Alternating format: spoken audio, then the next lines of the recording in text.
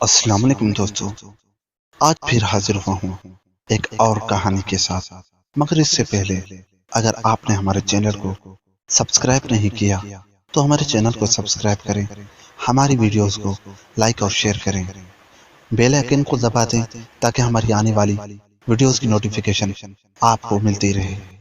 چلتے ہیں آج کی کہانی کی طرف۔ ایک فقیر بہت مفلس اور کنگال تھا۔ اس کی دعا رب تعالیٰ سے یہی تھی کہ تو نے بغیر مشقت کے مجھے پیدا کیا، اب بغیر مشقت کے روزی بھی دے۔ وہ مسلسل یہی دعا مانگا کرتا تھا۔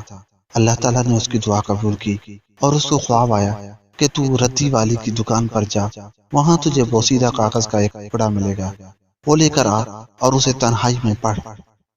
وہ صبح اٹھا، ردی والی کی دکان پر گیا، تلاش کرنے پر اسے وہ کاغذ کا بوسیدہ ٹکڑا ملا جو وہ رات کو خواب میں دیکھ چکا تھا۔ وہ اس کو گھر لے آیا اور تنہائی میں اسے پڑھا۔ پرچے پر تحریر تھا کہ شہر سے باہر ایک مزار ہے، وہاں پر خزانہ دفن ہے۔ مزار کی طرف پشت کر اور منہ قبلہ کی طرف کر کے تیر کمان میں رکھ کر جہاں پر تیر گرے وہاں پر خزانہ دفن ہوگا۔ فقیر نے تیر کمان لے کر اپنے جوہر دکھانے شروع کر دیے۔ جہاں پر تیر گرتا وہاں جلدی سے بیلچے اور پھاوڑے سے زمین کھودنا شروع کر دیتا۔ بیلچا، پھاوڑا اور وہ فقیر کند ہو گئے، مگر خزانے کا کہیں نام و نشان نہ ملا۔ وہ روزانہ اس طرح عمل کرتا، تیر پھینکتا، جہاں تیر گرتا اس جگہ کو کھود دیتا، مگر خزانہ نہ ملا۔ فقیر کے اس پروگرام کا بادشاہ وقت کو پتہ چلا۔ اس نے فقیر کو طلب کیا اور اس سے ماجرا پوچھا۔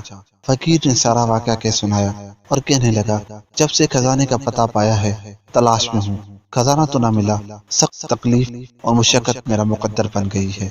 بادشاہ نے فقیر سے وہ گنج نامہ لے لیا اور 6 ماہ تک تیر اندازی کرتا رہا، مگر کچھ ہاتھ نہ آیا۔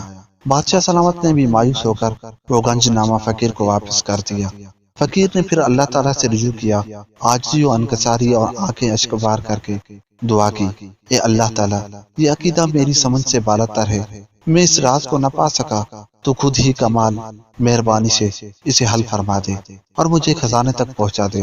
جب وہ عاجز ہو کر بارگاہ الہی میں سچے دل سے گر پڑا تو آواز آئی، میں نے تجھے تیر کمان میں رکھنے کو کہا تھا، تجھے تیر چلانے اور کمالات دکھانے کو نہیں کہا تھا۔